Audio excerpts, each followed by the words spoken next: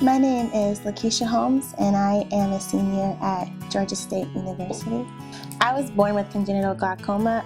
I was diagnosed at 3 days old. Once they had a diagnosis, they performed surgery, I guess, to try to gain the vision that I lost. But as the time went on, my vision deteriorated, but it's been stable for the past 3 years. My disability affects me daily. When it comes to writing, I have to do all of my work on the computer because my handwriting is really, really bad. I read Braille, or I read my books electronically.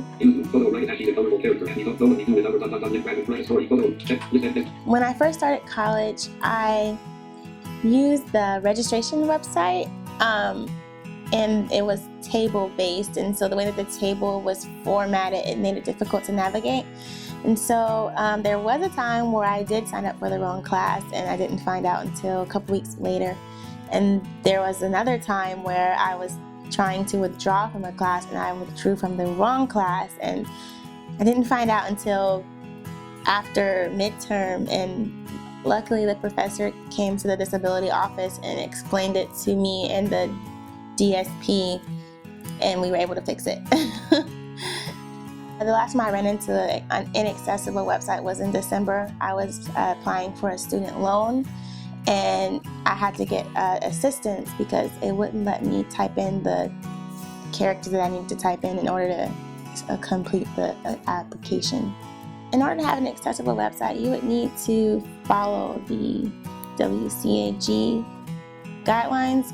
Headings need to be labeled correctly, links need to be labeled correctly, tables should be in a certain format in order to read them. Edit boxes need to allow you to edit them.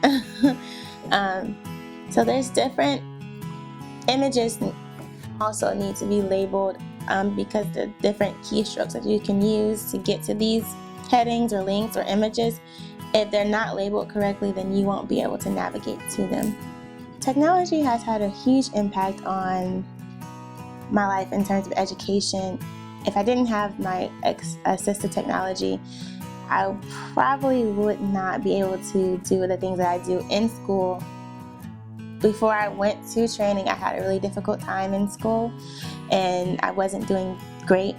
But after I got the training and learned the technology that I needed to know in order to navigate things for school, I came back to school and I've been doing extremely well. I love being independent and living by myself because I don't like relying on people, because I feel like I'm on other people's time. Knowing that I can get out there and do it on my own, like for instance going to the doctor or going shopping, I can do that on my own without waiting on someone, is very refreshing.